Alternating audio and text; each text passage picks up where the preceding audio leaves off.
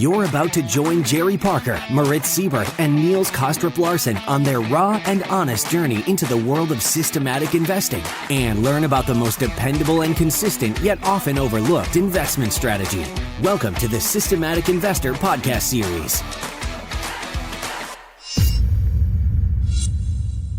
Hey everyone, welcome back to this week's edition of the Systematic Investor Series with Rob Carver and I, Niels Kostrup Larsen, where each week we take the pulse of the global markets through the lens of a rules-based investor.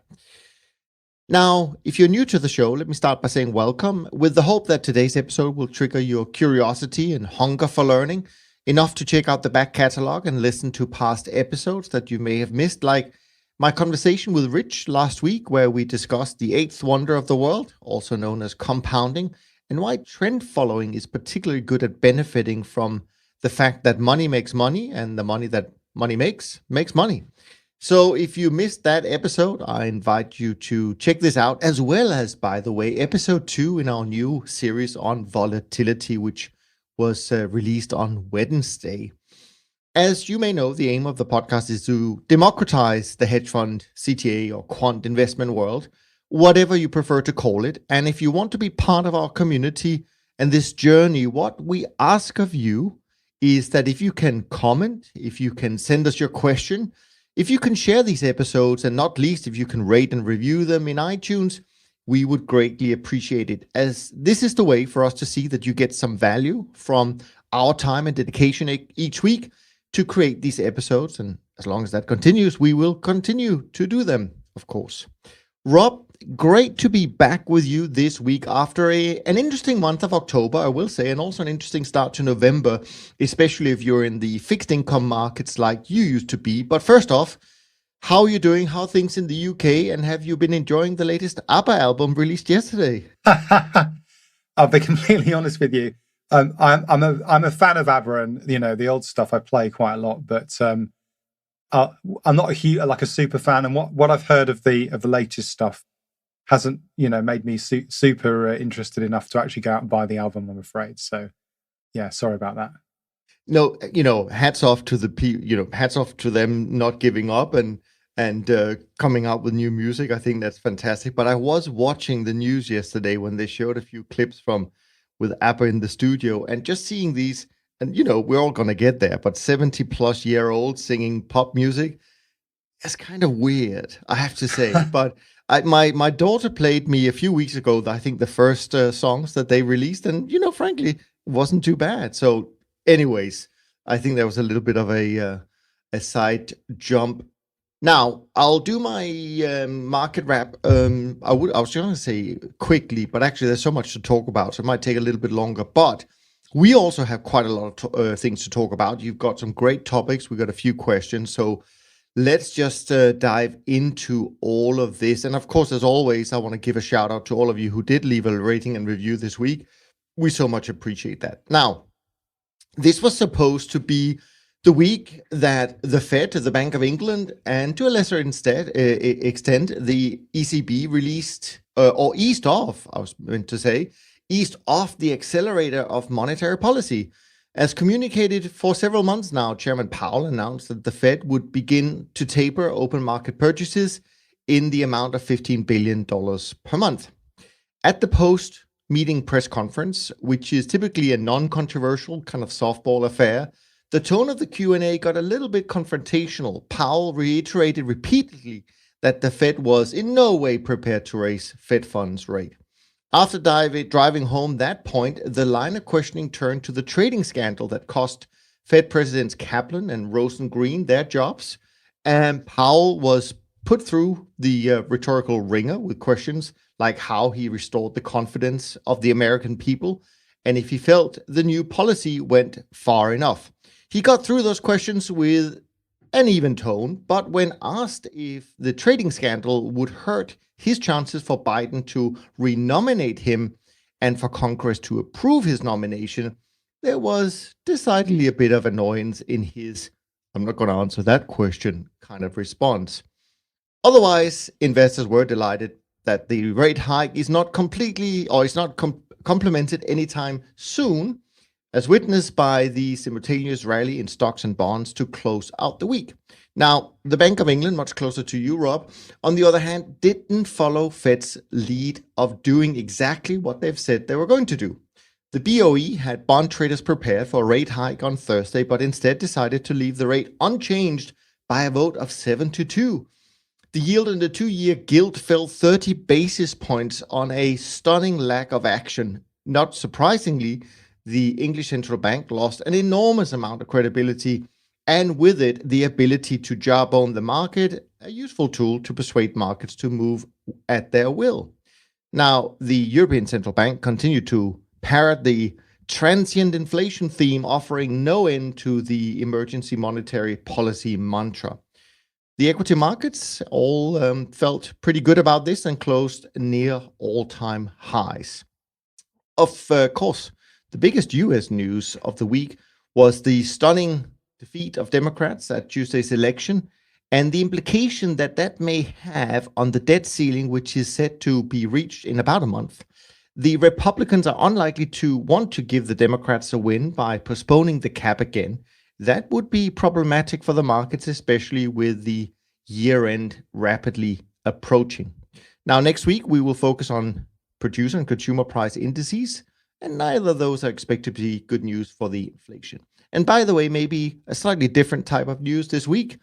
I just read that Google invested $1 billion in the CME Group to help them move to the cloud over the next 10 years, which is, of course, very interesting from our point of view as futures traders.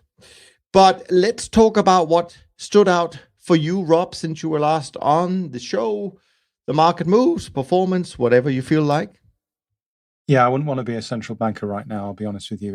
I think it's a difficult job at the best of times, and I think whatever you do, you're going to upset somebody. But there we go. Yeah, so I can't remember exactly when I was last on. So I did a report back to the beginning of October. So what you're going to hear from me now is a month and a week roughly of performance. So the good news is it was positive. I was up just over 3.5%, something like that. And the most of the kind of positive news came in equity markets. My best performing market was the S&P 400. I said 400 there. That wasn't a Freudian slip. That's not the normal 500. One of the things we're talking about later is how I've expanded the range of markets I've been trading quite dramatically, and I'll explain how I've managed that.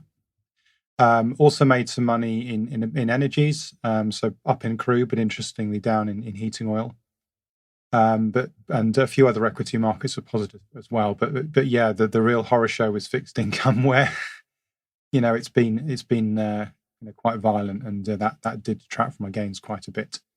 Oh, and as a footnote, I also made a bit of money in Bitcoin this month. So for all the were what? Sorry, I made some money in Bitcoin. Oh, you made some money in Bitcoin? All the fanboys, Bitcoin fanboys who are listening. I'm sure there are plenty. Yes, absolutely. So yeah, just having a kind of look at my current positioning and risk, which in some ways is more interesting than the historic view of performance, I think.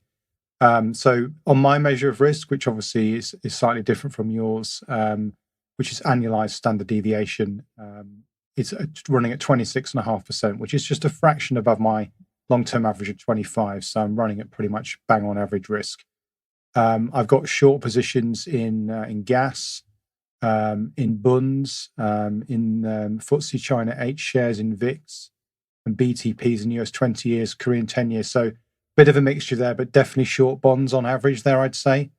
And my biggest long positions still S&P 400, heating oil as well, which I've mentioned, the Dutch equity markets, and good old Bitcoin long there as well. And just scanning down that list a bit further, generally speaking, I'm long equities. Although interestingly, I can see there kind of standing out slightly is a long in US 10 years. So a little bit of dispersion there in my positioning in fixed income. So mostly short, but just a couple of long positions there. So a portfolio that I suppose is kind of positioned for growth, and for inflation. So short bonds mostly, long equities, long Bitcoin. I'm not sure what that means. Long most energy markets. So it's kind of sort of pro-inflationary positioning at the moment, I would say. Yeah, no, very interesting, great rundown. And yes, I mean, I think fixed income last month and maybe in the beginning of this month has been tricky for a lot of people. I heard or read on the news, I think that one of the really big hedge funds, Brevan Howard, had a very tough October. I think maybe the worst on record for them, which is not a great loss, but it's still a loss. And let's not forget, maybe putting this into context a little bit. I mean, in the US, we've seen the 2-year yields go from about 0.15 to, I think, at the high 0.5, which is quite high, and then it's around 0.4 at the moment. So that's kind of a tripling of the yield, even though it's from a low level. And also, I think in the last couple of weeks, I think the Australian Central Bank completely lost their control of their yield curve, quote unquote, control measures in the 3-year bond that they try and keep at 0.1. The bonds that I think just trades like a few months after the main one that they focus on went all the way up to 0.8, which is just incredible. And I think maybe, and we don't have to go into it today because I know we have a hard stop today, but maybe this is just a little bit of a taste of what happens when interest rate starts to go up. And it is kind of surprising to see that a lot of this action happens in the short end at the moment and not so much in the long end, which I thought was interesting. On our side this week, some of the tailwind we enjoyed in October has turned a little bit against us in early November, causing a little bit of a give back of performance in the first week of November. This was no surprise, mostly concentrated in the fixed income markets, and in particular, as I mentioned, the short end of the yield curve, given all that central bank action, or maybe in the case of the BOE, inaction. Energy markets also struggled a bit. Their uptrend was halted by kind of a change in sentiment towards the fear about Cushing, Oklahoma, which at some point people were fearing was running out of oil. Now, Cushing is a major trading hub for crude oil and the price settlement point for the West Texas intermediary on the New York Mercantile Exchange, and is known as the kind of pipeline crossroads of the world. So it is important what goes on there.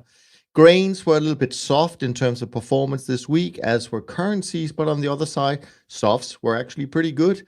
And also, of course, on our side, the big winner was equity markets, and where many of them made a new all-time high.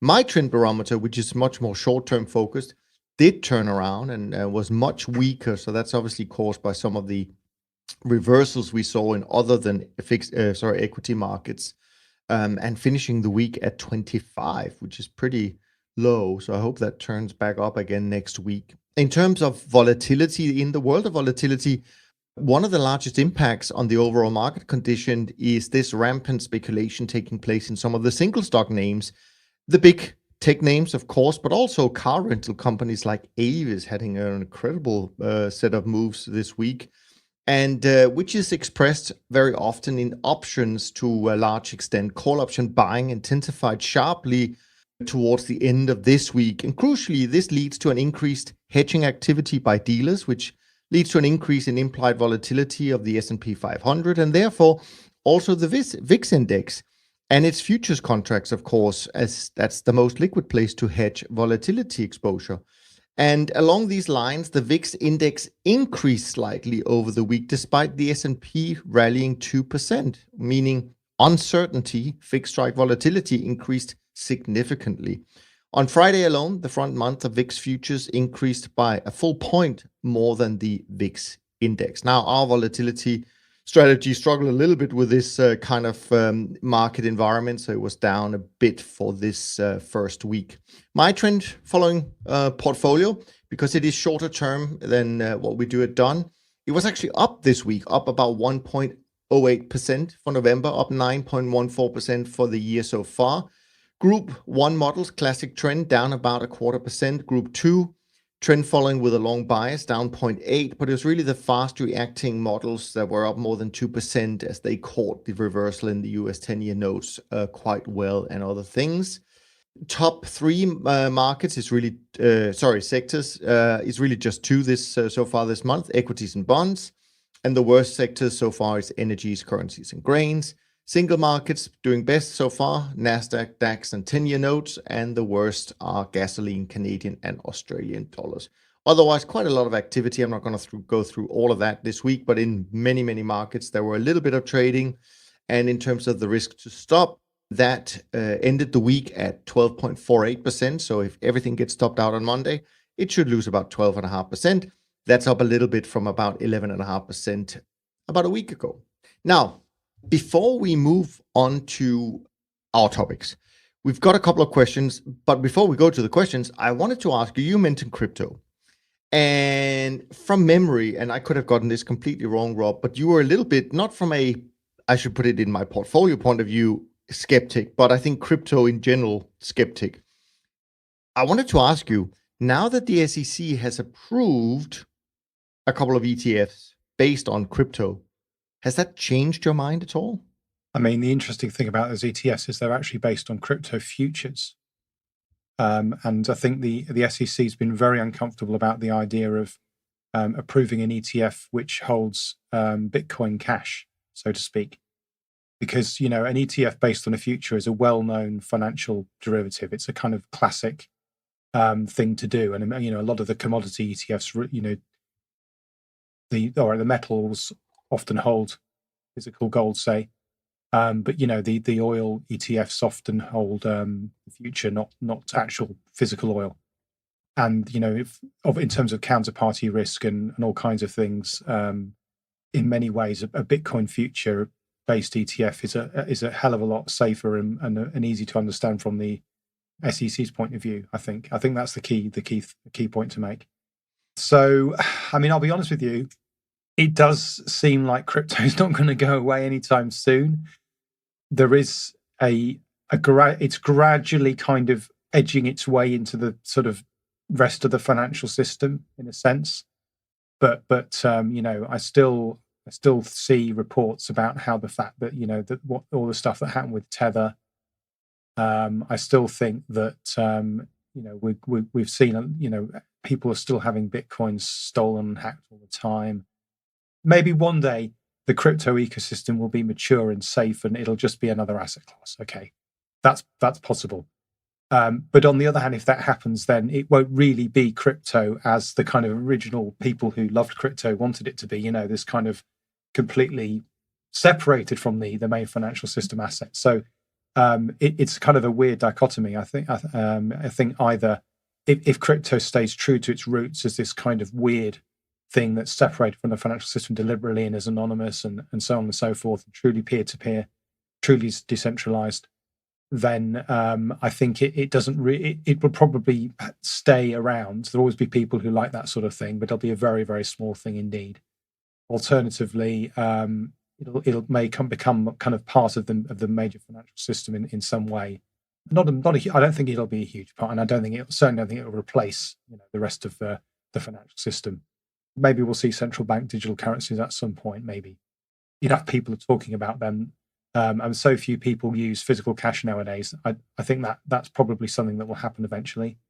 But that's not really crypto, right? I mean that's literally like the central bank can track the money you're spending. That's completely, totally different from the original idea of the conception of Bitcoin, say. So yeah, I mean, I'm kind of still. I'm certainly probably almost certainly never going to, for example, myself, hold physical Bitcoin. I can't see that happening anytime soon. Would I buy a Bitcoin ETF based on a future? Well, that doesn't make any sense to me personally, because I can just buy the future or sell the future, and I don't have to pay then the management fee. Would I buy an ETF based on physical Bitcoin? Maybe I would. Maybe if the kind of rate was low enough, like if you talk about maybe 10 or 15 years from now, when I'm kind of old and doddery and no longer interested in running an active futures portfolio, and I've kind of got a suite of long only investments, which is something I've talked about before on the podcast. Maybe one of those would be a cash Bitcoin ETF, if such a thing exists in the future. So, but right now, no.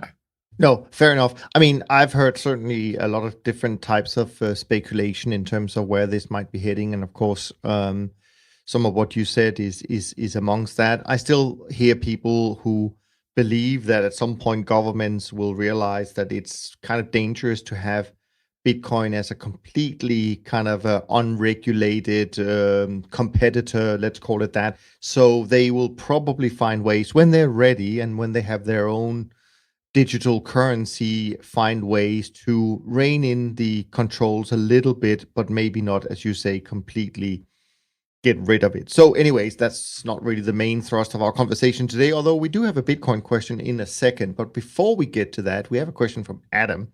Adam writes, as usual, loving the regular top quality content. Please keep it coming. I've managed to listen to every episode in the back catalog and look forward to a new release every week. Well, Adam, I love your commitment. Thank you so much. I have a question around entering positions based on signals. I often hear you and your guests talking about how you don't go in full risk at your first entry signal, but prefer to only enter part of your total position size at first, before waiting for another signal, which might allow you to put in your full position size in a given market. Currently, in my system, I go full position risk at the first entry signal. I only have one entry signal. And while this performs well when it is a winning trade, I will usually pay the cost for that if it becomes a loser and goes to hit the stop. I'm therefore trying to test a way that I can gradually enter into positions rather than go full risk all at once. What strategies do you use for splitting your entry risk across various entry signals? Is it as simple as just choosing longer parameter values for your moving averages if you use them, for example? With the assumption that this means there is more confirmed trend, quote unquote, confirmed trend, which allows you to increase the risk? Or are there any more innovative techniques that can be used here? What a great and appropriate question for you, Rob. Yeah. And I feel quite guilty because I certainly haven't listened to every episode in our back catalogue. So, oh my God. Yeah. What a bombshell. I feel I should probably do that. I don't usually listen to my own episodes for a start because I'm like, you probably don't have to, Rob. No, exactly. You should remember what you've said. Yeah. Right? I like listening to when the other guests are on, obviously, because they're quite interesting. But anyway, okay. So the first thing to say is that the way I run my system is probably a bit different from the way that Adam and some other people run it, in the sense that I don't have this concept of I've talked about this before, of a discrete trade. So I don't have a signal that comes on and says, right, I'm now going to do a trade. And then in the way that Adam describes it, to then have another signal come along and say, well, then I'm now going to increase the size of my position, which is effectively like another trade, if you like. So the way my system works is that I produce a forecast, which is like a risk normalized estimate of where I think the market's going to go in the future. And that forecast has a strength. So it can be weak or strong or very strong. And if you think about it in simple trend following terms, then it's quite clear that the forecast will be stronger the stronger the trend is. And my forecasts are actually made up of an average of lots of different systems. So, for example, different ways of doing trend following of different speeds, carry, and so on and so forth. But that's not the important thing here. And then what I do is basically I put on a position that's proportional to the size of that forecast. So the way that system will behave is very much like Adam described it. Let's say a market's not been going there for a while and is pretty flat, and then gradually a trend starts to develop. I will, when that trend is strong enough that it will justify me putting on a one contract size position, which for a small retail trader like me might take a bit longer than, say, an institution where one contract is kind of just a rounding error. Then I would put on that one contract position. If the trend continues to strengthen, I would then put on another contract, and so on and so forth. But those aren't discrete trades per se. So, it's very easy to kind of use this kind of system. Basically, it's quite simple as well, because you don't have like, oh, this is the set of signals I use to decide when to open a position, and this is the other set of signals I decide to use if I decide to make my position bigger. Because there are people that do that. There are people who use like moving averages for entries and then Fibonacci for adding to positions, and it's all very complicated and probably overfitted in my opinion. So there we go. So the question is it worth doing this as well? Right? Because we talk about it as if it's just an accepted truth. So I've actually tested it, and I have found that it does seem to add value to your trend following system. And the value it adds is about a third. So say, for example, you're expecting to make 15% a year, it would increase your expected return to about 20% a year, which, is pretty good, right? There's not many things you can do that can give you that kind of improvement. Now, the disadvantage of doing it is it does mean it's going to increase the amount of capital you need to an extent as a smaller trader, because you can't just trade one lot all the time, one lot. to get the most out of it, you need to be in a position where you need to hold 3 or 4 lots, say, for your maximum position, and be able to scale in and out with that. So yeah, I mean, I could say to Adam, we'll just use the system I use, which is this idea of an expected forecast. But a simple way of doing that would be to just look at his, say, trend signal and look at how strong that is, and basically just as that changes, adjust his position effectively. So what's kind of an average trend signal for you, Adam? Quantify that and then say, well, let's keep it really simple. Suppose you decide, well, my average position I want to hold is 4 contracts. Okay, well, my average trend is at that level, then I'll have a 4 contract position. If it's only half that level, I'll have a 2 contract position, and so on and so forth. And that will give you a very easy way of just scaling in and scaling out of positions as trends strengthen or weaken. Yeah, no, I mean, that's a great way of looking at it. Of course, as you, Adam, already talked about, there are other ways, such as having multiple entry points to build up your full position based on just different time frames, really. And since you've listened to all of the episodes, Adam, you will remember from episode 120 and 121 when I described more detailed how my little trend following model does it. That is kind of along the lines of what Rob is doing, but different, because I do it probably even more simply, because I've simply chosen a few different types of trend following methodologies, and they each have their own risk budget, so to speak. So I just have to track, for every entry I get using, say, model number 1, then there will be an exit, just like any other trend following system, and so on and so forth. But I also know that if model number 1, 2, 3, and 4 are all engaged, then I know what my total risk is. And there'll be 4 different types of exits as well. So I feel I have a good level of diversification as well, not just based on time frame, but actually what I think is how some people would put together a little trading team of trend followers using different types of trend followers. So some of them are classic trend, as I talk about group 1. I talk about group 2, more kind of what I think discretionary traders would be like, meaning they're a little bit slower to get in, but they're super fast to get out because they get scared. So that you can build that into your entries and exit algorithms. And then this fast reacting kind of plunge protection team that trades just a few markets, but if something really goes wrong in the world, and you probably will see a big reaction in fixed income and equity markets. And that's what they're there for, to help me mitigate some of the losses that may occur elsewhere based on much different types of and more looser stops. So great question. Thanks for that, Adam. We're going to scoot on to the next one from Brendan. Do you want to comment on that? Not really. No, just to say very quickly, I think the main difference between the 2 approaches is, and it's not that significant, is that I combine different things at a signal level. Yeah. Whereas you're basically having each of your little systems has got its own position, and its own trades. Whereas I combine everything together so that there's a common position and a common trade. But to be honest, the 2 approaches will probably produce similar results. It's just a question of what you prefer and what you find easy to understand. Yeah, no, absolutely. Next question is, as I mentioned, a little bit of a crypto question, and it was originally, I think, meant for Moritz, but actually Moritz is going to be out next week, so he won't be back until December, and I didn't want to leave it that long for you, Brendan. So since we have our newfound crypto expert in the room today, he will be most likely very capable of answering this question. And so the question is, if you want to broaden the question to all cash settle undeliverable futures contracts, then it may be interesting conversation for everyone. I realize that this may be a bit fundamental of a question about how futures contracts work, but I'm still learning, and please forgive my ignorance. No need to apologize here, Brendan. Question is, do Bitcoin cash settled futures contracts create synthetic Bitcoin supply? I ask because, in my opinion, Bitcoin's value add is directly related to its scarcity.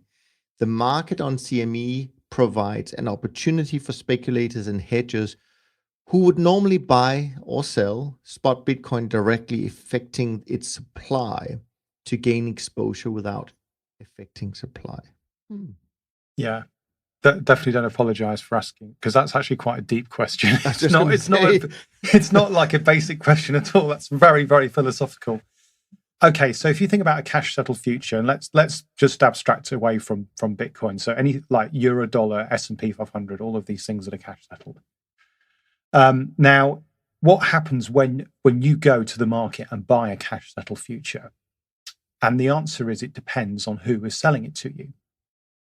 So if the person selling it to you is like a quote unquote professional trader, then what they will probably do is sell you that future and then simultaneously hedge their exposure in the cash market, in the underlying market.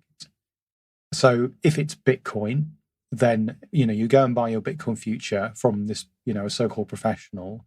They will then hedge their exposure because they are now short Bitcoin by going long in the cash markets. They will go and get themselves some physical Bitcoin from somewhere. And the same applies to S&P 500. You can just go and buy something. Well, you could buy the SPY ETF, which is very cheap, or you could buy a basket of S&P 500 shares that you think gives you a close enough hedge. And this is the kind of business that's done, not so much with Bitcoin, but certainly with the S&P 500, is done by big firms like DeEschar and Citadel, and it's all automated and it's all low latency and super efficient, and they make tiny fractions of basis points on these trades. Now, that's one thing that could happen, and what happens, however, if you buy the Bitcoin future from someone else who's like you, hasn't hedged, and actually just want to take on the opposite side of exposure. So let's say that Niels, I've gone and bought the Bitcoin future in the market, and you sold it to me, but you haven't hedged because you want to go short Bitcoin. You're just another quote unquote speculator like me. Now, what that trade between the two of us has had no impact whatsoever, no direct impact on the actual underlying Bitcoin market. There doesn't have to be a connection between the two. The only connection, obviously, is at expiry, when the thing that our trade will settle on whatever the value of cash Bitcoin is at the closing price. And I'll be honest with you, I don't know exactly what the settlement period is and the calculations for Bitcoin, so I'm not going to go into it. But broadly speaking, most futures work the same way. On the settlement day, a price is calculated over some average period, and that's used as a settlement price, and that's the basis on which the cash settlement is made. And then obviously there'll be a payment between the two of us on that day. Now, I would argue, it's my expectation, that if you take the S&P 500 future, the vast majority of trading that's going on there will be going back into the cash market, and so the link between the two markets is going to remain very, there's going to be almost no opportunity for example, for arbitrage between them, because it's going to be very closely linked. Most of the trades going on in there are going to be quite a large proportion going to be effectively hedged out in the cash market. I'm not so sure the same is true of Bitcoin. I think that as I've forgotten the questioner's name. Brendan. Oh, it's from Brendan. Brendan. As Brendan says, I think it's quite likely that there are lots of people trading Bitcoin on the futures market because they don't want to be involved in the underlying market. And we've already talked about ETFs, right? So, right. People who are selling ETFs and then have to hedge their exposure, we're going to buy a bunch of Bitcoin futures. So they're kind of professional investors, if you like. They're hedging an exposure they have, but they are doing it in the futures market, not the cash market, because they don't want to get involved in the cash market at all. So I think it's quite likely that a lot of people trading Bitcoin futures, who may even be, and it may even be there's actually quite a high proportion of institutions in the Bitcoin futures market, because they don't want to get involved in the Bitcoin cash market because of all the dangers we talked about. So it might be there's much less of a connection between the derivative and the cash instrument in Bitcoin than there is in more developed markets. And that's why we can see these things that Moritz has talked about in the past. So I will channel Moritz for a second, which is these opportunities for, effectively for free money, for arbitrage, because of the disconnection between these two markets has created these big spreads between, the cash market and the futures market, which people who are willing and able to take on that exposure can therefore earn. I think he was earning on some of these trades sort of 10 or 15% annualized return, which risk-free. I mean, risk-free if you abstract away from the settlement risk and the counterparty risk, but still. So yeah, in a sense, Bitcoin is a weird market like that.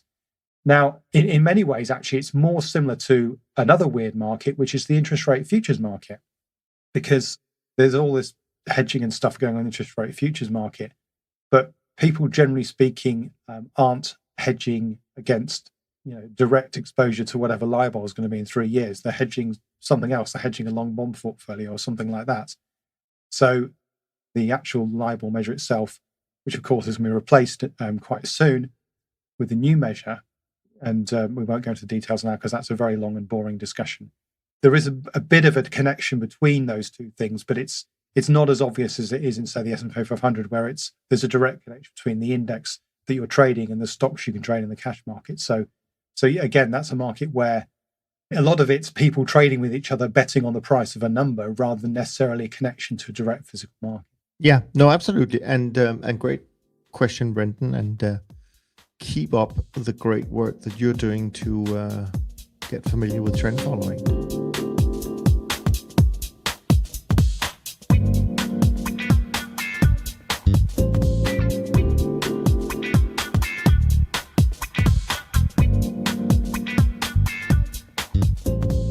Now, you brought along a few topics, interesting ones, some of them a little bit outside what we normally talk about to some extent, like the first one, which of course is very topical, right? Yeah. We have at the moment the big climate conference, COP26, going on in Scotland, in Glasgow. And you wanted to bring up a topic in terms of how should futures traders respond to the climate crisis. So I'm interesting as to where we're going with this one. I mean, I think the whole COP thing is something I've become much more aware of this year because it has been held in our country, as obviously the environment's become a more pressing and well-known issue over the last few years. So my wife's actually very, very green person. She's actually stood as a candidate in elections for the Green Party in here in the UK. So she's very much always pushing me to think about these things. We have an electric car, we have a passive solar heated pump, and we try and recycle, and we try and do all the usual things. We're trying to fly less. COVID was a big help with that, obviously. But I always feel like in what we do as futures traders, are we good or bad for the environment? And this, in many ways, this is quite a deep philosophical question, really, because obviously I trade crude oil futures, I trade heating oil. I don't trade carbon credits, but I'm looking at them. I think there might be enough liquidity there, and I think that's a market whose liquidity will increase. And I also trade things like, for example, palm oil, which I don't trade it now, but in the past, we traded it at AHL. So it's like, well, okay, is the fact that we are adding liquidity to this market and facilitating the trading of crude oil, is that making it worse? Is that making the situation worse? Or does it depend on the sign of position you have? So, for example, if you're buying crude oil futures and increasing the price, okay, is that a good thing or a bad thing? Because it may seem on the face of it like a bad thing because you're making crude oil more expensive, but actually no. Maybe if crude oil goes up enough, then enough people will switch away to other power sources and into renewable energy, which is great. So maybe we should be only buying crude oil futures. But on the other hand, if the price of crude oil gets driven down to zero, then that's really going to screw over Saudi Arabia and Russia and the US oil companies, and isn't that a good thing? So maybe the fact that there's no obvious answer is a good thing, and it means that actually we're kind of neutral in a sense. But I don't know. It's something I've thought about and struggled with, and not really got anywhere. I think if there was a very strong case that what we were doing was bad for the environment, I would stop doing it. I mean, actually, Bitcoin, for example, one of the reasons I don't like Bitcoin is it has a very obvious and very high environmental cost. But on the other hand, the fact that I'm trading Bitcoin futures, sometimes long and sometimes short, I don't feel that's as obviously bad for the environment. I don't know. So this is a question from me to you, Niels, really, because I've thought about it and not really got anywhere, but I wondered if you had any thoughts.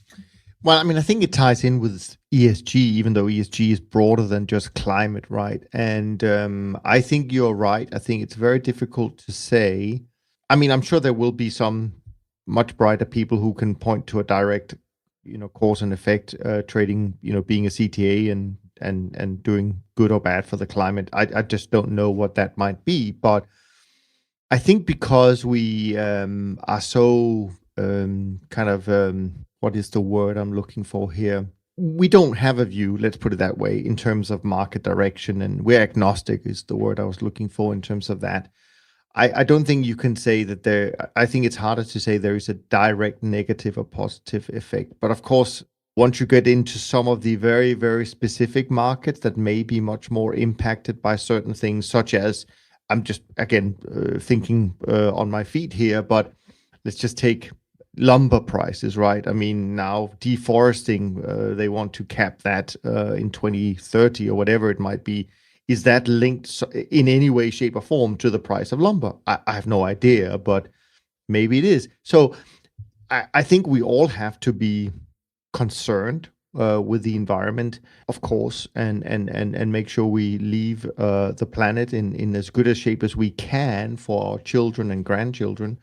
I think with ESG, this is where I've been a little bit more vocal, because I think there's other things than climate that is somewhat problematic maybe for us as futures traders. And that's more kind of some of the countries that our peer groups have started to trade in countries where I think it's fair to say that there isn't very good standards for how to treat people and employ employees and social justice and all of that stuff. This is where I found, and I have to be careful because a lot of these, some of these people who trade this have been guests on the podcast. I'm not trying to pick a fight here, but I'm just saying I think it's harder for me to see people on one hand spend a lot of time telling how ESG compliant they are, but on the other hand, they trade things like Chinese commodities, where I do think we have to question how things are done in countries like that. And also, this is just a kind of a general observation. I find it interesting, and I don't agree with it, I guess, that we are very vocal in terms of our fears and how we should be, the fears we have for China, to be very direct about it. But at the same time, it's really the Western world that, to a large degree, finance everything that goes on in China, Wall Street firms and so on and so forth. So I just find that's kind of weird that we kind of help them become our biggest competitor and adversary, really. So yeah, so for me, maybe it's easier to think about this in a broader context, but I do think we have a responsibility toward the climate for sure.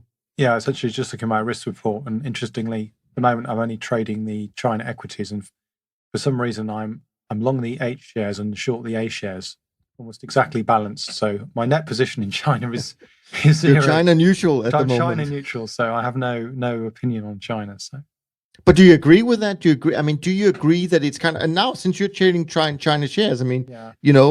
I can put it to you. Do you feel that that's a good thing if you think about maybe how some of these companies that you trade treat the employees? I mean, I'm trading S&P 500, and that includes, probably some firms who I would have a problem with. I wouldn't necessarily buy, as part of a discretionary portfolio. I wouldn't necessarily go out and buy their shares directly. I mean, I don't have any. So, for example, I don't own any mining or energy companies. Dirty energy companies in my individual stock trading portfolio. That's a decision I took to exclude those. But on the other hand, I trade the DJ Stocks 500 index. I trade the S&P 500. I trade the S&P 400. All of these indices will have exposure to those dirty companies. It's a really, do you exclude the whole index because a certain proportion of, or do you say, well, we don't even need to go to China. Let's go to, say, Canada or Australia, where a high proportion of the equities in the flagship index are in kind of dirty mining or resource industries, because that's the kind of that their countries are quite exposed to those. Should I exclude them on that basis? It's a really I mean, this is the first time I actually had this discussion was back when I was working at AHL. And it was actually related to palm oil. And there was a documentary about palm oil on television. And my wife turned to me and said, do you have anything to do with palm oil? And I'm like, I don't actually know. I went in the next morning because I wasn't running the ags portfolio, I was running the fixed income portfolio. Had a look at the market list and there was palm oil. And I said to the CEO, well, should we stop trading palm oil? And he's like, well, we have this discussion every now and then, but the question is, where do you draw the line? It's almost everything that we trade. Almost everything we trade, you could make a case as to why you shouldn't trade it on some grounds, right? So it was really your wife that made you retire from AHL. I now understand. It was the palm oil. Well, she yeah, she's certainly probably. But you know what?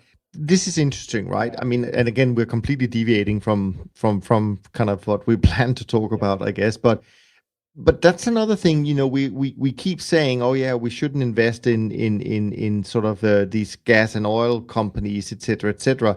And you could say there are two things to that, right?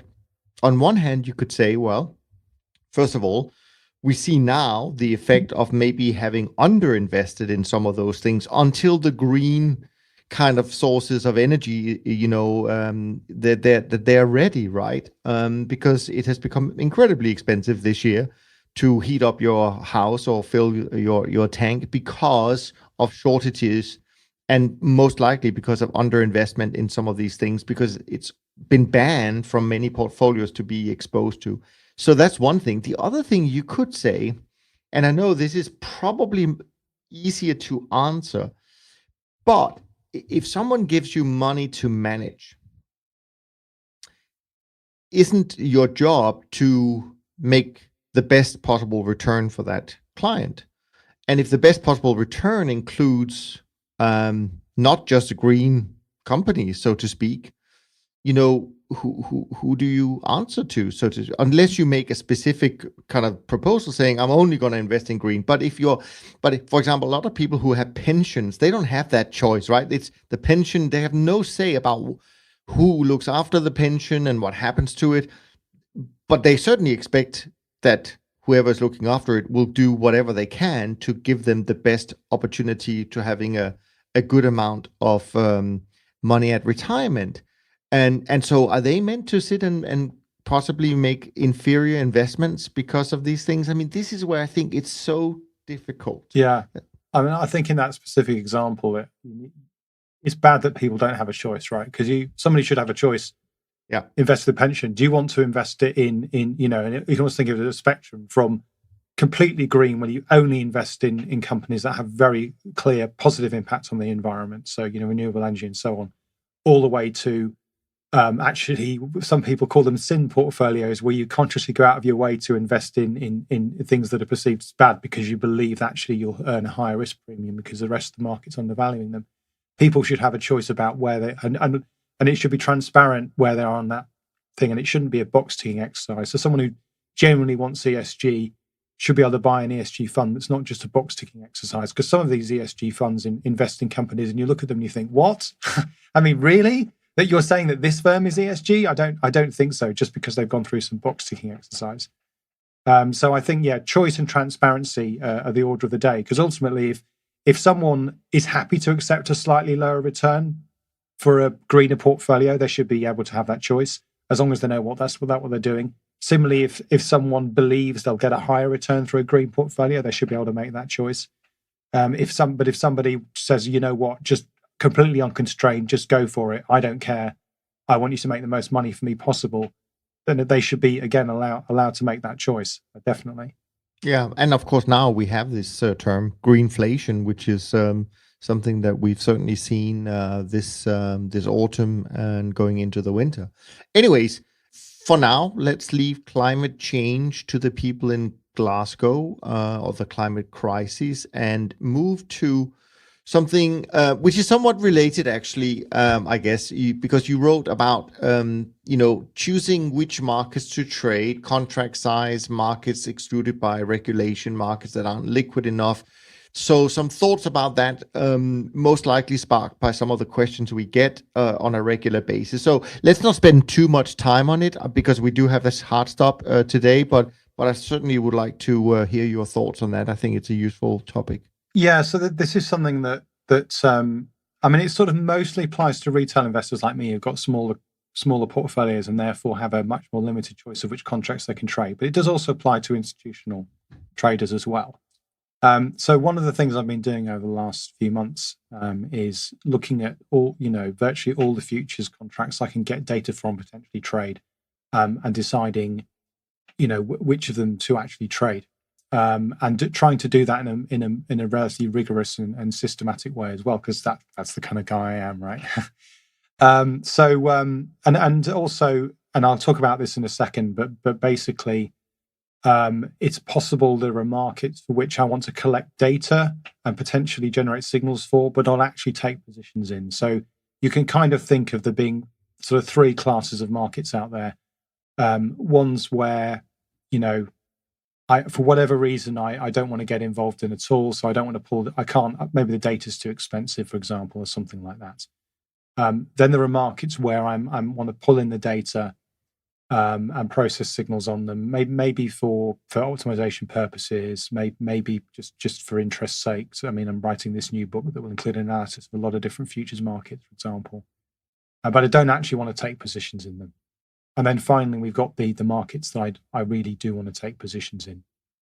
And there's sort of a specific subset of this problem, which is the following. In a lot of cases, you have a multiple way of actually trading a particular market. So, for example, if you take the S&P, there are three different contracts you can trade on the CME, right? You can trade the big contract, which I don't think anyone trades anymore, actually, because it's got a very big contract size. You can trade the E-mini, which is it's been around a long time now. Most people, that's their go-to market for trading S&P. Or you can trade the micro contract, which I think has been around for a couple of years now, something like that. Sounds about right. Yeah, which has got the lowest exposure. The same is true of Bitcoin. When Bitcoin was first launched, it was a big contract. It was five Bitcoins worth. So now that would be $300,000 contract size, which is huge. There's now a micro Bitcoin, which is 0.1, I think, and soon to be ETH. By the way, because ETH is a big contract as well. Ethereum is a big contract. The micro Bitcoin contract is just 1/10, so that's got a value now of about $6,000, which is much more reasonable. So the question is, which of these things should you trade? Because there are a lot of different markets, and last time I checked, I counted about 25 different markets where there were these different size contracts available, and also in some cases, there are multiple exchanges where you can trade. So, for example, some of the things like, say, the yen dollar rate, you can trade it in the US, but you can also trade it in Singapore, potentially. So the question is, which of these things do you choose? What's the sort of systematic way of choosing between these things? So I spent some time thinking about this, and I'm going to give you my own individual set of rules that I've come up with. And Niels, maybe you can give me some feedback and see what you think, and maybe some listeners can chip in with their own ideas as well. So the first thing, obviously, is when we're trading, we want to be trading something that's liquid. So it's no good having a market that trades like one contract a day, because it's just, even if you're going to hold that contract for a long time, you want to be able to get in and out relatively easily without having to pay huge bid-ask spread, or we'll talk about costs as well in a second. That's a separate issue. So in terms of liquidity, I came with a couple of different ways of measuring it. The most basic thing is to say, well, it has to trade a certain number of contracts a day. And I said, well, you know what? If it's less than 100 contracts a day, that's not enough for me. That's just not enough. And you may think, well, that doesn't sound like very much. Surely there can't be many futures markets out there that trade less than 100 contracts a day, but actually there are.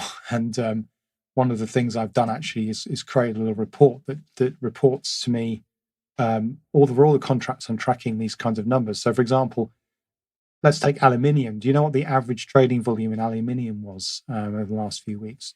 Have a guess. Do you mean the LME or no? The US aluminium yet. Right. So probably I would imagine that's low because I would imagine that most of the stuff is traded on the LME. Exactly. Yeah. Which I don't trade on the LME, so I haven't got access to that.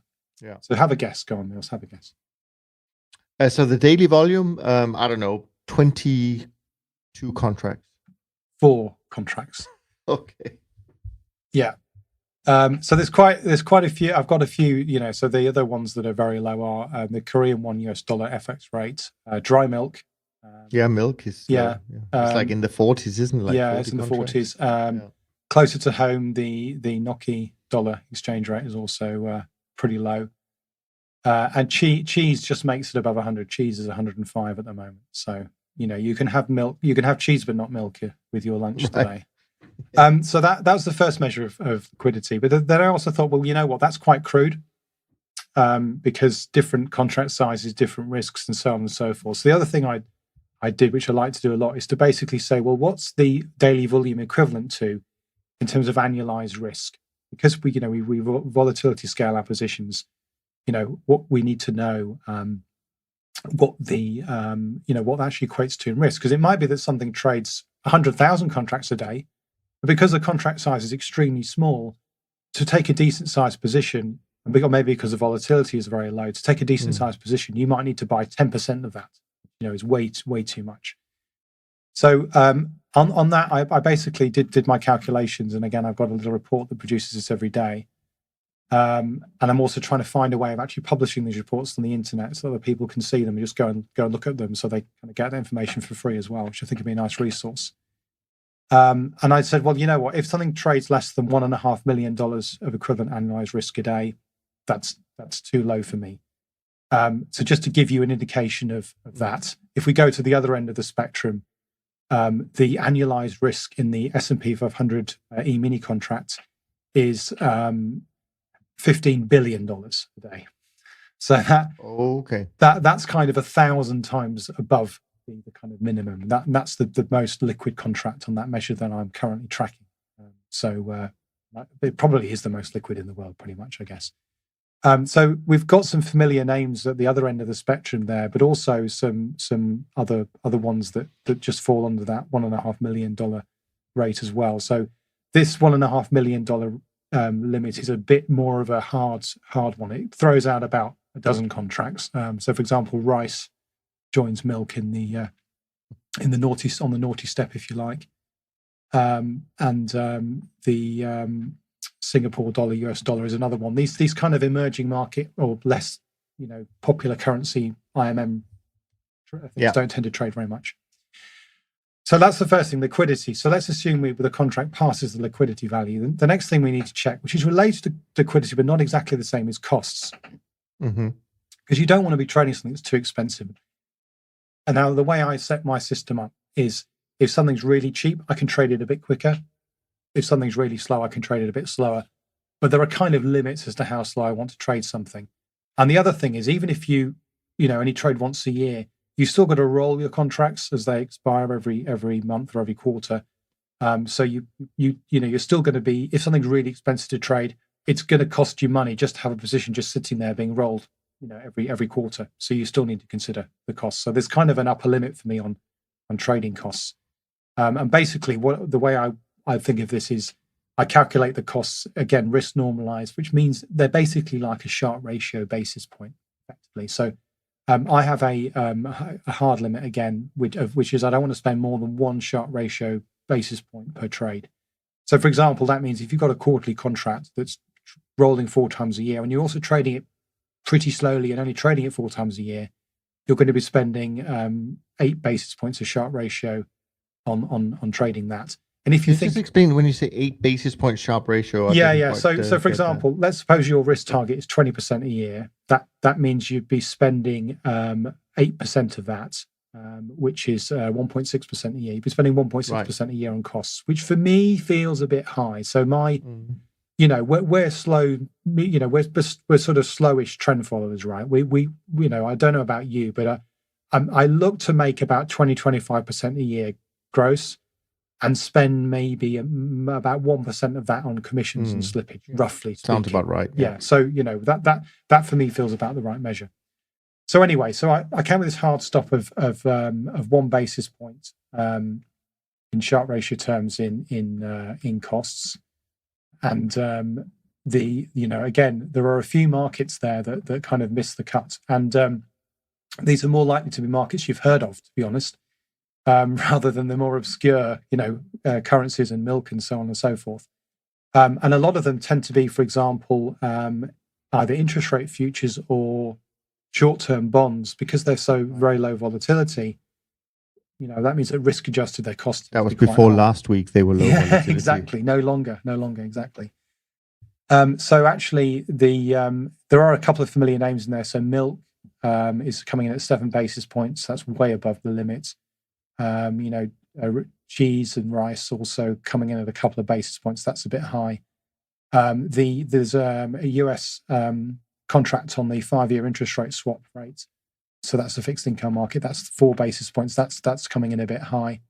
So closer to home, the 2-year German bond future, Schatz, that comes in about 1.1 basis points. That's just above my level. So I'm not happy trading the Schatz at the moment with that level. And interestingly, euro dollar sneaks in just another 1 basis point at the moment. So that's a market you'd think of as being very, very liquid, which it is. It's got huge liquidity, but actually, because the volatility is quite low, it's actually quite expensive to trade. So, it's not necessarily the best option. Okay, so we've done costs, we've done liquidity, and the other thing we need to think about is the contract size as well, which we kind of discussed, right? So. And that's particularly true if we go back to the example I said of, well, let's suppose you've got different ways of trading the same thing, like the S&P 500. So what's the process you actually go through in terms of choosing which of these things to trade? Well, what you do is basically, you apply these different filters. So you say, well, are all of these S&P 500 contracts, equally good? Do they pass all these filters? And for something like the S&P 500, at the moment, yes, they all actually pass these filters. I mean, they're all very liquid and so on and so forth. They're quite cheap to trade. And actually, interestingly, the costs for these 3 things come in almost exactly the same, which is quite nice in a way. It means that the contract multiplier is sort of is working in a way that means that on a risk adjusted basis, each of these things is equally good. Now, that's not always going to be the case, because it might be that, and this is true in some of the metals, the mini contracts just aren't traded that much, so that they won't meet the liquidity thresholds. So you throw them out already, and you have to stick to the bigger contract. But then the choice is clear. For the S&P 500, you want to trade the smaller contract, because that gives you, as a smaller retail trader, an opportunity to actually hold a few of those things, which for the big contract you couldn't necessarily do. And also, going back to the earlier question we had, means you've got the opportunity then to scale into your positions more accurately as well, and vol scale your positions more accurately. So yeah, that's the kind of system I've come up with. Now, we can have an argument about the exact numbers that I've come up with, and in particular for institutional traders, $1.5 million of risk may be too low. 100 contracts a day may be too low, you could be more aggressive on the costs and say, well, Rob, I'm willing to spend more than 1 basis point. But I think as a general framework, it's quite a nice way of thinking about market selection.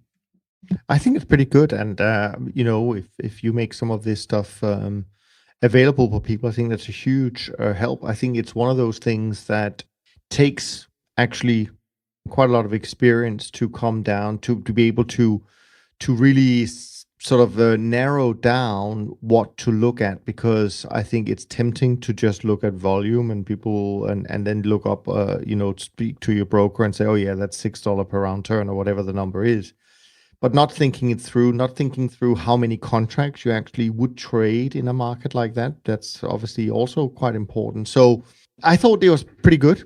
Yeah. And so I think this is super useful.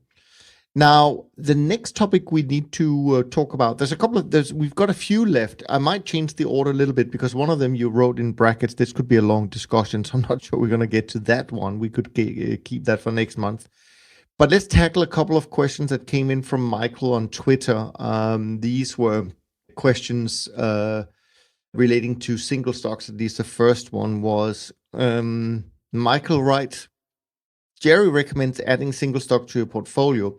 What do you, and that must be you, Rob, what do you see are the reasons to do so, and what are the reasons not to do so? Okay, that's I love that kind of question. It's very simple, very well worded actually. Okay, so reasons to add single stocks to your portfolio. Well, the reason is the same reason you add any market to your portfolio, really, which is, I would say, diversification. So we talked about this earlier. You know, we trade the indices. You know, the S&P 500 index, the FTSE 100, the Euro Stoxx 600. That means we're kind of getting a big blob of equity exposure all in one go to all these different companies with particular weightings. We're not given the opportunities to sort of dive inside that index and say, well, you know what, I want to be long the S&P 500, but actually I want to be short Tesla because you know that's going down. For example, I don't know if it is going down. It's probably a bad example. Must have been a few years ago. Yeah, exactly. Yeah, it's unlikely that Tesla's been going down recently. But you might say, I want to go down, short a particular stock in that index, but long others. So and if you can do that, you should, in theory, be able to generate additional return because diversification is the best free lunch in financial markets. And we're lucky as futures traders that we can get the best kind of diversification, which is across lots of different asset classes and, as all these wild and wacky things we've been talking about, the last few minutes. But it's also good to get diversification within asset classes and within equity indices. And as long as the things you're trading aren't kind of 100% correlated, you will get some diversification benefit. Now, the benefit will not be quite as big as it is diversifying across asset classes because asset classes are relatively uncorrelated, whereas the stocks in the S&P 500 are relatively correlated. I mean, the average correlation between them is probably something like 0.6, 0.7, maybe. I don't know. So the benefit's not as big as it would be, to trade across asset classes, at least in theory. But there's definitely still a benefit there, absolutely. Now, every time we have this discussion about diversification, I kind of point out that I don't really believe that there are particular places where you can find better trends than other places. I don't believe that's the argument, for example, for going into non-traditional CTA assets. I believe it's all about diversification, about getting, less correlated assets into your portfolio. So I don't believe that stocks trend better than futures, for example. I don't believe that's a reason to add them to your portfolio. And in fact, there may be some evidence that the opposite is true, that trend following in particular is not quite as effective at the single stock level as it is at the index level. And that the reason being that the individual stocks sort of tend to mean revert more around the kind of sort of global trend that the asset's taking. And there's evidence for that if you look at the way that country indices work versus, say, trend following an aggregate of those like the MSCI World or some synthetic average. So I wouldn't say you should go kind of not trade stocks because they don't trend. Maybe there's a bit of evidence for that, but I'm certainly saying you shouldn't trade stocks only because you believe there are better trends in there. I don't believe that's true, definitely not. So that's all the positive stuff and a little bit of the negative.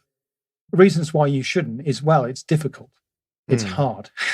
And it's hard for a couple of reasons. The first reason is that stocks are not futures.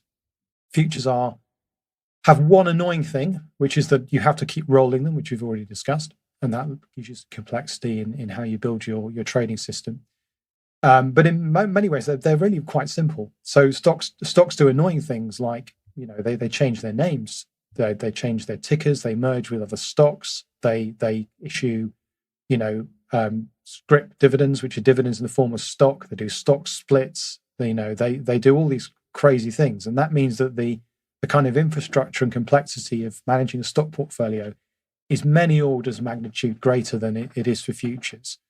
And this is particularly true for someone like me who trades in a fully automated way, because all of these things have to be managed in an automatic way. When I was working, I spent some time inside a little stock fund that AHL was running early in my career. And, it was my job as the intern at the time to spend quite a lot of time on this grunt work of getting all of these little things to work. So, I speak from painful experience. That's the first reason why, stocks are different from futures. The second reason is, and this applies more to retail than to institutional traders, it comes back to what I was saying earlier in terms of being able to diversify. Well, the diversification is wonderful, but you need money to do it, right? You need more. The more things you're going to trade, the more capital you're going to need, right? The question you should ask yourself as someone who's not got a $500 million portfolio, say, or whatever, is to say, well, is it really a good use of my money to take the money, the risk capital I've currently allocated to, say, the S&P 500, and to instead use that risk capital to trade, or maybe not all 500 stocks, but a decent subset of that market, say 50 stocks. And on each of those 50 stocks, you're going to need enough capital to trade those guys. Now, the good news is that unlike futures, the amount of capital required to trade an individual stock is pretty low. It's pretty small, and actually, with some brokers, you can now get fractional share ownership. Although I would maybe stay away from those brokers. Brokers are named after. But it's free, Rob. It's free, exactly. Yeah, brokers are named after mythical people in English legend who wore green suits and were related to. Took from the rich and gave to the poor. Yeah, exactly. Is that what you're referring to? We're not going to name the broker, obviously. Of course not. Of course not. But brokers like that, they know there are potential downsides with them and potential downsides with fractional share ownership. But even at a kind of decent broker, you can trade shares with quite small amounts of money, which is good. But so the question is, you say, well, what's the benefit I'm going to get from, say, taking the risk capital I've allocated to, say, S&P 500, allocating it instead to 50 individual stocks? You'll get a benefit, but it's not going to be massive. And it's, in an institution, it's different where, you want as much you can get. Once you're trading 150 futures, it's very logical to then, if you've got the infrastructure, you can build infrastructure to say, well, I now want to trade stocks as well. Absolutely, that's fine. But for a smaller trader, it probably makes less sense to do that splitting of risk capital with the associated amount of work I talked about, which is substantial. The benefits you're going to see are going to be pretty small. Yeah, no, I think that's actually a really good way of looking at it. I would just add one more thing. These are very simple things, actually. And that is, of course, one other benefit is what we've seen and we've heard Jerry talk about is the fact that this time around, he was able to find some of those outliers, that we're hunting for, like a Moderna, like a Tesla. And that's been fantastic. But he also shared with us during the COVID crisis last year that suddenly the correlations changed, probably maybe a little bit more than what was expected. So he reduced his allocation to single stocks. And thirdly, I would just say that there is, of course, this risk that if you can't trade the full 500 shares, right? Then you will see from time to time, just as much as you will see these massive moves to the upside, but sometime on a missed earnings quarter or whatever, you're going to see some of these stocks lose 25, 30, 50% in a day. I mean, and then you can start talking about slippage and all sorts of other things. So there are a little bit so these are just things that I would also take into consideration. But let's finish the question from Michael, and let's see then, once we've done that, whether we have time for one more topic or whether this is the time where we have to start winding down. Michael also asked, what do you come up with, or how do you come up with new ideas? So how do you come up with new ideas, Rob? Yeah, I hate other than speaking to all of us. Well, exactly on the podcast. Well, in all seriousness, though, it's I don't know about you, but I find it very difficult to say where a particular idea came from. Right, so I'm always doing or trying to do a lot of things. Right, so I'm always trying to read, but both books and stuff on the internet. Obviously, I talk to you guys on the podcast. I listen to the past episodes of the podcast. There are other podcasts I follow. I've recently I go to conferences. I'm invited to speak at conferences, but I like listening to other people as well. Actually, the last month since we last spoke, I've actually physically been to 2 conferences, which has been a fantastic experience. So and then obviously, I read academic papers, and I'm constantly doing my own research as well. So there's this kind of huge bubble of information. And then every now and then, and it's not normal, this is a kind of well-known thing for most people. If you sit down at your desk and say, right, I'm now going to have a brilliant idea, it won't. It's not. That's not what happens. What will happen instead is I'll be lying awake in bed, waiting for the alarm to go off, or I'll be on a bike ride, or I'll be, doing some digging in the garden, and all of a sudden something will pop into my head, and it either a new idea or a way of dealing with a problem that I've been struggling with. And where's that idea come from? Well, it's almost certainly come from the synthesis of all of this information that I've been absorbing. But I couldn't tell you, oh yes, now that was definitely inspired by the footnote on this academic paper. Or actually, you know what? That was something that Jerry said in episode 165 or whatever. I can't pin it down like that. So I don't really know is the answer. And I think if most people are being honest, they don't know where their ideas come from. If anyone could say, yes, this idea came from X, well, that's not really an idea, it's plagiarism, which isn't necessarily a bad thing. It's not necessarily a bad thing to copy or if someone's done a research paper on something that looks interesting, yeah, I'm going to go and test that myself, definitely, and see if it works and if it's an interesting result.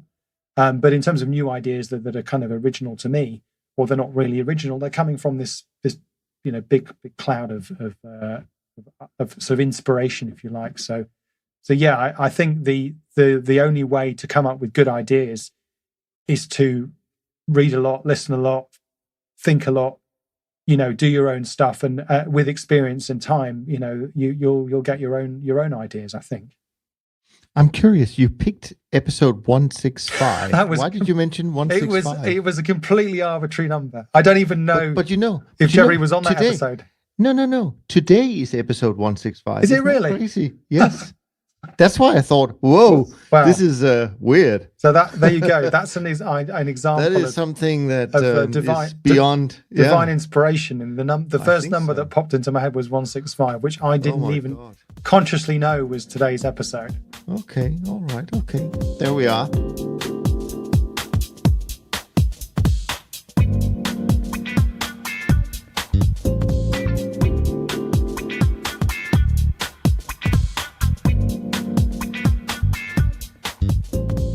Okay, so I'm going to leave your dynamic optimization for later, but I do want to just maybe touch on this last thing that you mentioned. I think we can squeeze that in, which is an interesting article you referred to me, written by Nicholas Rabner of Factor Research, who's kind of an indirect friend of the show, I think is fair to say.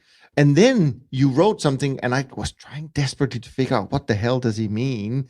TLDR, not great for short-term momentum. So now I'm really interested. What the hell is TLDR? TLDR means too long, don't read. So this is when you write something on the internet, if you want to kind of give a short abstract summary, you say TLDR. Here's the one sentence summary. And I was thinking, what kind of indicator is that? Well, there we are. Tell us, enlighten us now that you've enlightened me about that. Talk to me about. So I must say I'm a big fan of Factor Research. There's definitely worth following their stuff, and they often also republish stuff that's been on other blogs. So they're kind of they're an aggregator in a sense. And this particular piece actually I think was published in ETF Insider. But basically, what Nicholas has done is to sort of take a simple measure of short-term momentum, and the reason why he's looked at short-term momentum and his kind of motivation was he thinks that kind of individual investors are more focused on short-term momentum, and I think that's a valid point. I do think that they do tend to focus on quite short-term momentum when and not necessarily even consciously calling it momentum, but saying, "Oh, this thing's gone up this week, I'm going to buy it." Yeah. So there we go. So what he's done is quite nice. He's done a back test going back quite a long way. So for developed markets, he's gone back to 1926. So that's a good length of back test. For emerging markets and metals, he's gone back not quite as far to 1970, but that's still pretty far back. And he's also done crypto, which obviously he's only gone back a few years because we don't have the history there. He's basically tracked, kind of done a little account curve for short-term momentum and seen how it's done. And there's this really interesting pattern in that short-term momentum pretty much for him stopped working in sort of the late 80s for most developed markets. So it stops working in the S&P, the Nikkei, the DAX. Interestingly, he's also tacked on the FTSE 250, and I'm not sure why he's used the 250. The 250 is actually a mid-cap index. 100 is the large cap index. But anyway, and that for that, the same story applies, but much later. So there was actually a period from the mid 80s to about 2008 where this thing did really well in short-term momentum. But now again, it's going down, and these things are going down, and that means that, abstracted away from trading costs, you'll actually make money from short-term mean reversion markets rather than from short-term trend following. So that's quite interesting. And he sees a similar pattern in emerging markets, but again, it happens quite late. Gold and silver, and crypto, and basically his thesis. And I'm not sure whether there's enough evidence here, but it's kind of, I like the thesis, I like the idea. I'm not sure that a dozen account curves is enough proof of this, but his thesis is that as markets become more kind of mature, we talked about Bitcoin becoming a mature market earlier. As markets become more mature, short-term momentum is less likely to work, and you can think of all kinds of plausible reasons for that.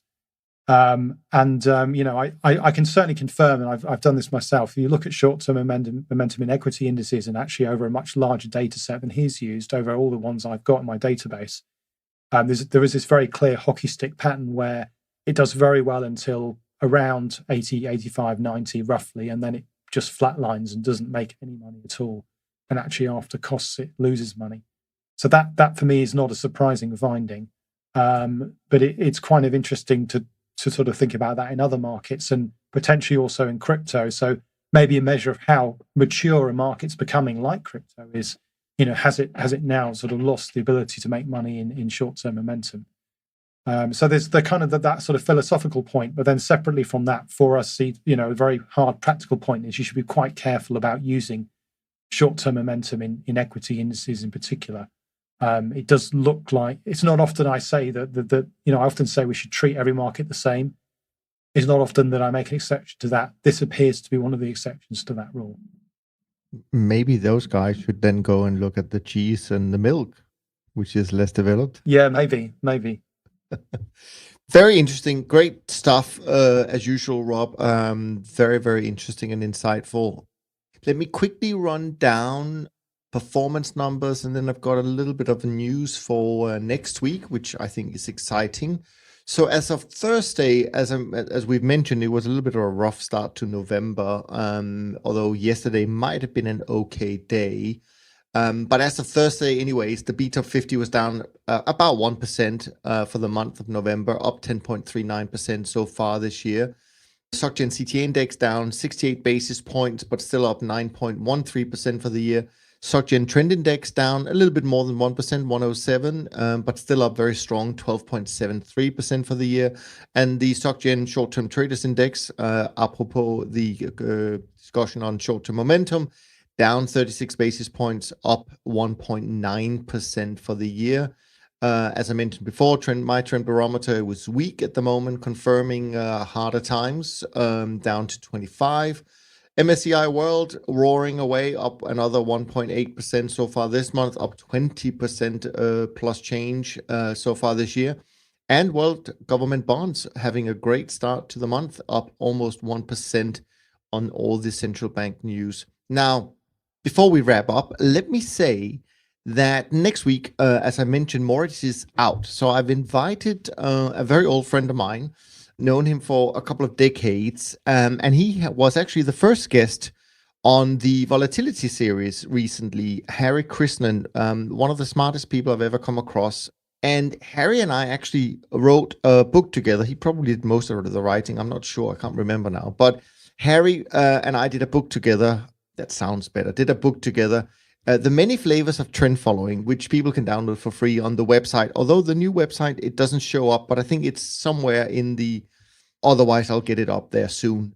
By the way, I hope people are enjoying the new website. There'll be lots more content coming on that soon, but in the meantime, at least it's a better visual layout, I think. So I really look forward to this conversation with Harry, because Harry, although he's an expert in volatility and tail risk protection, He also knows a lot about trend following. So next week he's going to be wearing his trend following hat. So that's going to be fun. But do send us your questions and we will deal with them. And of course, info@toptradersunplugged.com is the email address for you to send them. I think that's going to be it for today. We have a hard stop, so we're going to live up to that. And so from Rob and me, thanks ever so much for listening. We look forward to being back with you next week. In the meantime, check out the next volatility episode coming out on Wednesday, and take care of yourself and take care of each other. Thanks for listening to the Systematic Investor podcast series. If you enjoy this series, go on over to iTunes and leave an honest rating and review. And be sure to listen to all the other episodes from Top Traders Unplugged. If you have questions about systematic investing, send us an email with the word question in the subject line to info@toptradersunplugged.com, and we'll try to get it on the show. And remember, all the discussion that we have about investment performance is about the past, and past performance does not guarantee or even infer anything about future performance. Also understand that there's a significant risk of financial loss with all investment strategies, and you need to request and understand the specific risks from the investment manager about their products before you make investment decisions. Thanks for spending some of your valuable time with us, and we'll see you on the next episode of The Systematic Investor.